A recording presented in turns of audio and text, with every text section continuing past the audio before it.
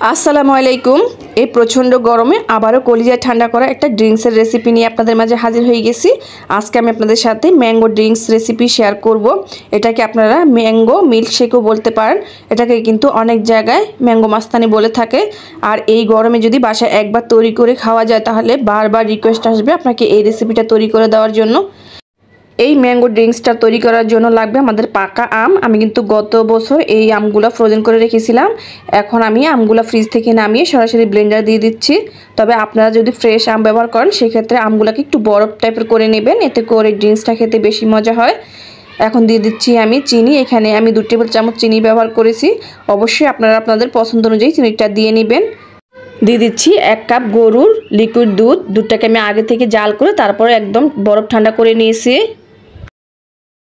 আপনারা চাইলে কিন্তু এখানে কনডেন্স মিল্কও ব্যবহার করতে পারেন। দিয়ে দিচ্ছি এখানে আমি ভ্যানিলা আইসক্রিম। এই আইসক্রিমটা দেওয়ার জন্য কিন্তু এই ম্যাঙ্গো ড্রিঙ্কসটা খেতে অনেক বেশি মজা হয়। অবশ্যই চেষ্টা করবেন ভ্যানিলা আইসক্রিম দেওয়ার জন্য। এখন আমি ব্লেন্ডার জারের মুখ লাগিয়ে তারপর আমি এটাকে ব্লেন্ডার করে নিয়ে আসছি।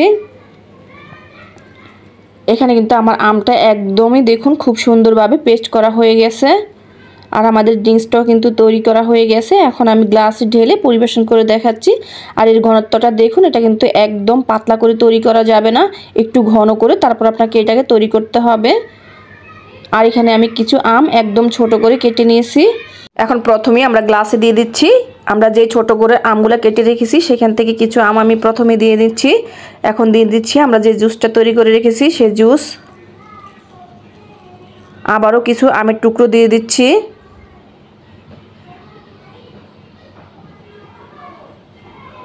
এখানে আমি কিছু ড্রাই ফ্রুট দিয়ে দিচ্ছি। আমি দিচ্ছি এখানে কাঠবাদাম কুচি আর কাজু বাদাম কুচি। তবে আপনারা আপনাদের পছন্দ অনুযায়ী যে কোনো ড্রাই ফ্রুটস কিন্তু দিয়ে নিতে পারেন। আবারও কিছু আমের জুস দিয়ে দিচ্ছি। উপর থেকে দিয়ে দিচ্ছি ভ্যানিলা আইসক্রিম। অবশ্যই আইসক্রিমটা দেওয়ার চেষ্টা করবেন, এতে করে ড্রিঙ্কসের টেস্টটা কিন্তু আরও দ্বিগুণ হয়ে যাবে। উপর থেকে আবারও কিছু আমের টুকরো দিয়ে দিচ্ছি কিছু ড্রাই ফ্রুটস। বাস তৈরি হয়ে গেল আমাদের মজাদার ঠান্ডা ঠান্ডা ম্যাঙ্গো ড্রিঙ্ক। এই আমের সিজনে প্রচণ্ড গরমে অবশ্যই একবার বাসায় তৈরি করবেন, দেখবেন ছোট বড় সবাই অনেক পছন্দ করবে। আশা করছি ভিডিওটা ভালো লেগেছে। ভালো লাগলে লাইক কমেন্ট শেয়ার করবেন আর আমার চ্যানেলটাকে সাবস্ক্রাইব করে নিয়মিত চ্যানেলের সাথেই থাকবেন। সবাই ভালো থাকবেন। আল্লাহ হাফেজ।